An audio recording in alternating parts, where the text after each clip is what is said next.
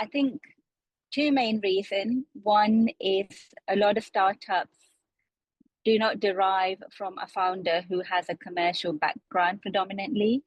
They are very much a technology driven or a scientifically driven backgrounded individuals. So Hey now, what's the buzz? Tech's evolving, it's all because we're shaping the world in every way. TechSculptics, baby, lead today. Web3, AI, crypto dreams, coding in the clouds, it's more than it seems. From Africa to the whole wide. Hi everyone, welcome to TechSculptics. This is the B to the E to the WNORY Benori, also known as Benedict Ojobo, your tech sculptor on TechSculptics. Now, every year, thousands of startups launch across Africa and all over the globe. Many of them have brilliant ideas, passionate founders, and even early traction. Yet, most will never scale, never rise, and never survive beyond a few years. The uncomfortable truth is, startups rarely fail because the idea was bad. They fail because the business never was built to sell, to scale, or to sustain revenue. Today on TechSculptics, we are unpacking a hard but necessary conversation. Why commercial architecture, not ideas, is the real difference between startups that struggle and startups that win. And our guest today is someone who walks at the intersection of strategy, execution, and scale. Nandy Thaver is the CEO of Thaver Consulting and the Chief Commercial Officer at Biolligence, where she helps innovation-driven companies build commercially resilient businesses that investors actually want to back. She has advised and scaled organizations across healthcare, life sciences, technology, and regulated industries, working closely with founders to define go-to-market strategies, strengthen investor readiness, and turn vision into execution. Nandy is known for her execution-first leadership style, bringing clarity, discipline, and commercial structure to early stage and growth stage companies. Today, she's joining us to help African founders and global founders understand what really makes a startup fundable and scalable. Welcome, Nandy, to TechSculptics. thank you, Ben. That was an amazing introduction. I'm so pleased to be here, and yeah, thank you for inviting me to the podcast. So my name is Nandy, and I'm a tech sculptor. Awesome. Thank you so much. So we just jump right into the conversation. Thank you so much for actually doing this because it's very important to us and we are glad to have you on the show. We are so honored to have you, even with your tight schedule, you actually found time to join us on the show. I'm just going to jump right into the questions and then we'll have the conversation going from there. Sure. Thanks, Ben. Awesome. So my first question, so why do you believe most startups don't fail because of bad ideas, but because of weak commercial architecture? Sure. I think two main reasons. One is a lot of startups do not derive from a founder who has a commercial background predominantly. They are very much a technology driven or a scientifically driven backgrounded individuals. So they have really not had predominantly the experience to go out and talk about their innovation in a way that compels people to buy from them, in short. And the second reason is life sciences, healthcare, tech, are very varied segments, but also intertwined as well. And the kind of the reasons, there's a few reasons around it is one is knowing there's a commercial opportunity for the development that they have. They would have created a solution or product based on a need that they would have found that hits the market, but not really to serve a purpose to the market. And two, most of the time the innovators do have good networks of peers or colleagues they would have worked with and believe just selling or providing the product to them is sufficient enough to get them through. And the third thing is not knowing how the commercial side doesn't only mean sales, but it means building a brand, building marketing, building that commercial engine, knowing who to target, the type of people that are going to buy, the pain points, all of these things are part of the commercial. Actual is much more than that. Intertwining solution to a market. You know, at the end goal really for a founder or an innovator is to get their idea out so that people can buy that idea, and therefore fundamentally that is selling, and you need to have commercial awareness and know-how to be able to do that. And I think a lot of founders are not really aware that they need all of those things to help them to sell, really. Awesome. Like from what you're saying, like the major point I'm getting is that most times there's no like very clear go-to-market structure. Many founders don't have that. Like they may have great ideas, but the go-to-market structure is not very clear. Like most times we just have ideas as founders. Like we feel, oh, this is exciting because we love the idea. We feel, okay, we just put it out there. Sometimes we don't think about how we're going to sell it to the people, or how we're going to make it accessible, or how will the people like this, or will they, we don't know how to put it in front of the people. Let me just use that word. So it's so interesting that you are mentioning that. So I'm going to go to the next question, which is, what does commercial architecture actually mean for early stage African startups or startups all over the world with limited resources? Because like in developing world where resources are limited, like Africa, what does commercial architecture actually mean? Because from your first answer, we can see that commercial architecture is actually key. And I think commercial architecture for any startup doesn't need to be complex. It's important at any phase, especially at the startup phase. It's important to build a very strong foundation of a potential growth of a commercial engine. A lot of the time, innovators and founders start the business based on an end goal, and that end goal varies for every individual. So we need to design the commercial architecture around that, which means the commercial architecture pretty much means it's building a good commercial foundation or an engine that functions, and as it grows, the business grows, it grows with it. So you're not starting an idea or a solution now and thinking, okay, you know, as things happen, you're adapting and you're evolving. But the fundamental belief or the idea you have helps evolve it. And I think it doesn't need a lot of investment. You know, it's really predominantly about you thinking what your long-term goal should be, about how you're going to achieve it, and what are the things that you need to help you achieve it. I think we're in a very fortunate to be in a very connected world where you know, we can join by LinkedIn, for example. That's how we connected, right? Yeah. There's so many different routes that you can find to build your brand, you know, like yourself, Benedict. Two, it's the commercial side, again, is building a really good CRM systems.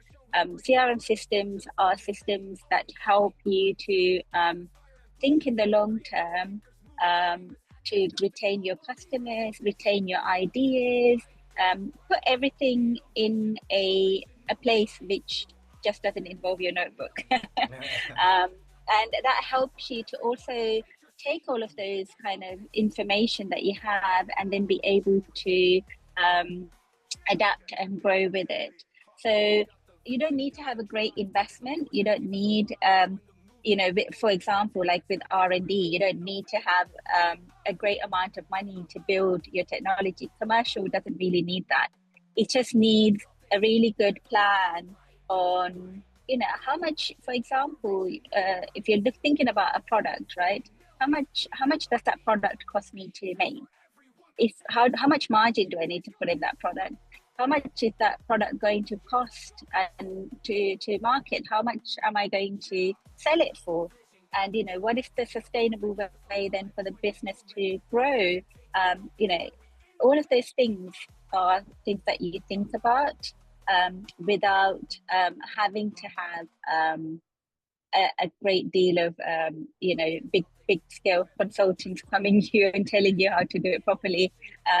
I think you can do a lot of things like listening to a lot of webinars, podcasts, seeing how other people have done it, and also learning from their successes and failures as well. That's important, because being commercially savvy is not a born technique. It's a learned technique. It's learned by experience, and a lot of us have got here through experience.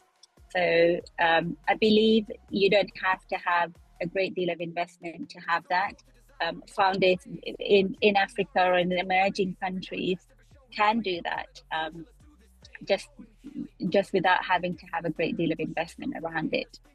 Wow, nice. I love the fact that you focus a lot on customer, and you touch a little bit on value proposition, and also a little bit of like distribution and the operational discipline that founders should have to be able to build a kind of commercial architecture. And one thing I love about what you said also is simplifying this, making it so simple, like the concept. Because when you hear the word commercial architecture, it seems so complex, like something that is you have to go to a particular kind of school or an organization or consulting firm to have you, but it's so simple the way you put it, where founders will be able to understand that you don't need to have like the whole amount of money to be able to create that commercial architecture to have your business going to be able to scale. Thank you so much for that answer. It's really inspiring. Yeah, thank you so much. So I'm going to jump to the third question.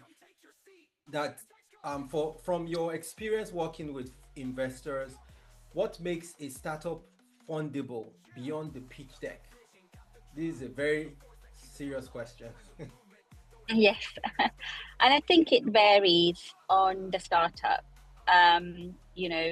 But predominantly all of us start a business because we have end goals, right? And unless you are a non-profit, or you have some kind of a values or goals within that business where you don't want to be a revenue generating business, the end goal for most startups, I believe, is to be commercially savvy, to be financially well.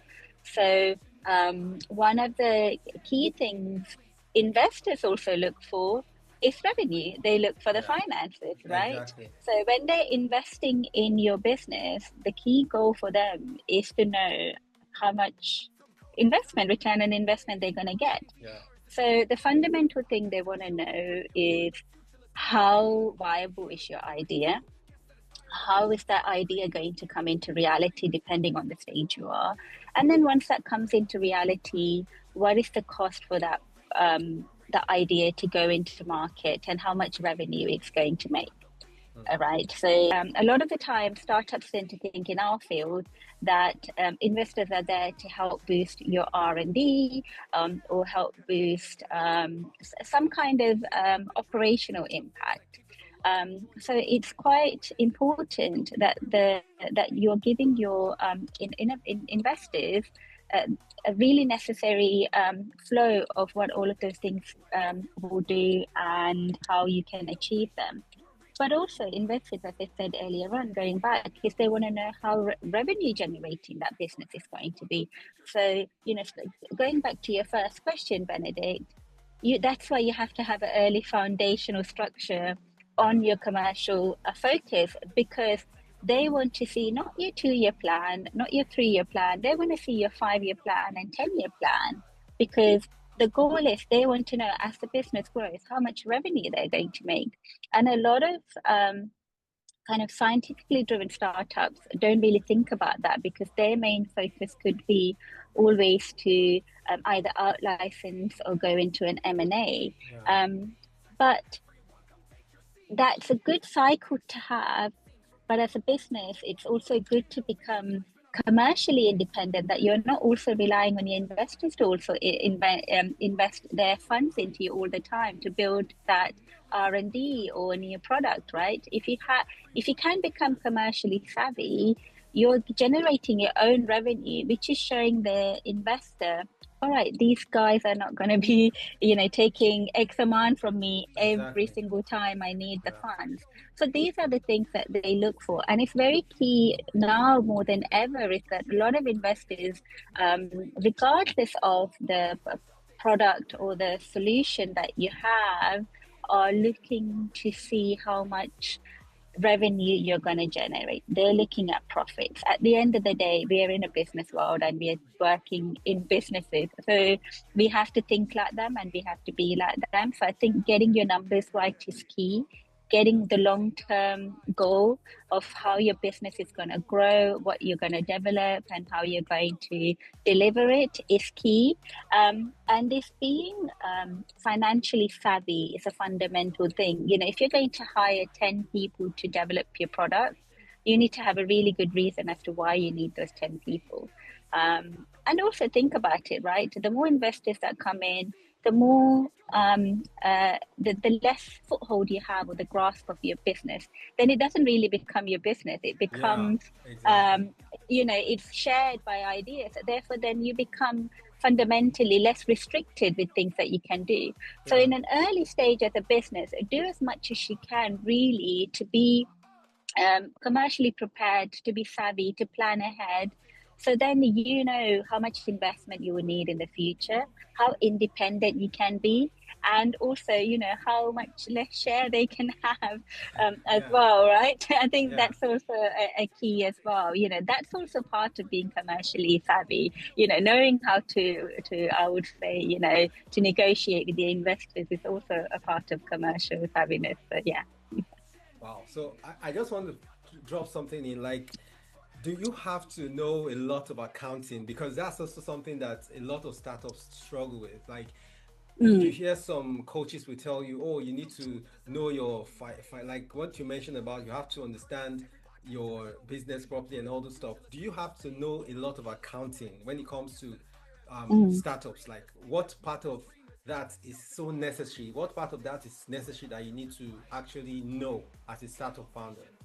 Yes. It's very important because fundamentally the numbers are the ones that drive the business. So you don't have to know accounting as such, but you need to have a really good understanding of, you know, you're generally in a high level, your outgoings and your incomings, right? And then if you don't at that point have much incomings, your outgoings. A lot of founders start businesses with savings that they have. So, and at that between that point, they could also not be, maybe having any other revenue generation in process as well. So it's important that you know how well to manage your money and how well to manage it in the best way possible that it lasts you um, at a point until you start generating revenue. So I don't think, investors and founders, startup individuals actually need to go out and get an accountant in place, right? You don't need to do that. I think we have so much, I think we are very fortunate now to live in an environment where we have technology, Yeah, we have AI and all of those things that can exactly. help us predominantly calculate a lot of numbers that most of Yeah. us wouldn't have been able to do, right? Yeah. So it's use those tools, right? Use the tools that's out there to help you plan and prepare and go to people, go to your peers, go to connect with networks, listen to how they have built their businesses, listen to how they have got investments, how much had they put in to get, X, Y, Z. And a lot of the time you can find these information in public, once the businesses have published their revenue, you can see, okay, if I am inventing a product that is may be similar or has some kind of a similarity in the market, let's look at that business. What are they investing in R&D? What are they investing in commercialization? How much are they investing in human resources? And then so you will start learning, you start getting a bigger picture of then where you need to be numbers wise. So I think, yes, don't really need to have an accountant, but yes, at a point when you are starting to file all this at the end of the year, as we do in the UK, then you will need that. Yeah, exactly. Right here in Nigeria, you have to file every month and every other month, like your annual returns and Yeah, stuff like that, so that you don't mix up yeah, and pay taxes and all those things. If you don't pay, you have penalties that will accrue that you have to pay over the years, and they have penalties that will just keep going if you don't file. So it's necessary to have that basic accounting knowledge. Like you have to understand your cash flow, at least basically how cash yeah, comes in and out. And that's one of the major challenges that founders have where they want to build businesses, but we don't actually think of the commercial aspect of the business. We just feel, oh, I'm excited mm, about this idea and I want to put it out there. mm, So thank you so much for letting us know. I just want one more thing. Like, if you mm, had to give founders or African mm, founders or all other founders developing world one mindset shift, what could that be mm, to change their startup mm, journey? mm. I think don't start a business focused, and coming from a commercial person myself, don't start a business wanting to be rich. I think we have been induced in this mindset in the kind of recent few years. You know, we look at a lot of startups raising X million pounds, you know, X million dollars, and we believe that, oh, okay, like my idea is going to get this much, then I'm going to become this Yeah, amazingly wealthy inventor that's going to do XYZ. Don't start a business based on that. Start a business on how your idea is going to help, how it's going to hit a need, yeah, to how you can have the business that will grow sustainably. yeah, And when it grows sustainably, in a very good upward trajectory, it will start generating revenue. Therefore, you will become financially savvy and independent anyway. But don't start a business based on that. The business should have a purpose. A business should have, and that purpose will drive all the obstacles and the setbacks that you will have throughout this journey. You know, we have been in existence as a business for a year now, wow, and it hasn't been an easy journey for us, and we're still going through the growing pains, and you know, scaling XYZ, right? So important that don't let any of those challenges go down. When you start something with a purpose, regardless of what will happen to you, you will stay, I would say, humble, yeah, and you will stay focused and exactly. stable, and you will have full control of the trajectory. And I think the second thing is also, although you have your great idea and solution, be open to learning new things, Yeah, be open to network and go out, and be open to come outside of your comfort zone. That's the most fundamental thing, is pushing your boundaries, but also knowing when those boundaries need to be set as well. Because when you're a startup, everyone has their opinion, everyone wants to give yeah, you things, and everyone yeah. wants to offer things. So stay really focused, and know those boundaries and stay within those boundaries as well. Awesome. That was really deep. I really love the fact that you mentioned that, because for me personally, as a person, I believe that every one of us have uniqueness. We came to this world to serve to others. No matter how, like, we have different businesses that are similar, like similar businesses people run. Why are these businesses different? Because different people are running those businesses. So I'm so big on the fact that we are here to serve that uniqueness we have to each other. You bring your uniqueness to me, you serve me your uniqueness, I serve you mine. And on TechSculptics, we are so big on humanity because we believe that every one of us have something to give to the world, to impact people, to make people better than they are or than we met them. So it's really interesting that you mentioned that. Thank you so much for your time. I'm so Yeah. happy that you took this time out, because even though you're transit, you actually made it. No, thank you so much, I'm Ben, so glad.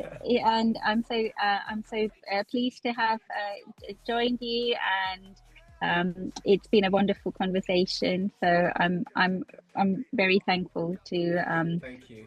to you. And as I said, if anyone wants any bounce any ideas off me, they want to have any conversations, you can share my details, and then they can reach out to me. I'm more than happy to help where I can. Awesome. Thank you so much. I'm glad that you've given us that open check. We will always reach out to you when that happens. And I'm so glad that you joined us. And I'm so honored that you're able to just take time out to be able to do this with us. I hope next time when we come calling you, jump on the show with us, because we'll have a couple of more coming. Thank you so much. Yes, of course. Thank you. Thank you, Ben. Thank you so much. So thank you. Bye. Thank you so much. Thank you. Yeah. Take care now. Bye. All right. Take care. Bye-bye. Okay, bye. New heights, Gen Z millies, we've got the beat. Text for everyone, come take your seat. Yeah, TechSculptics.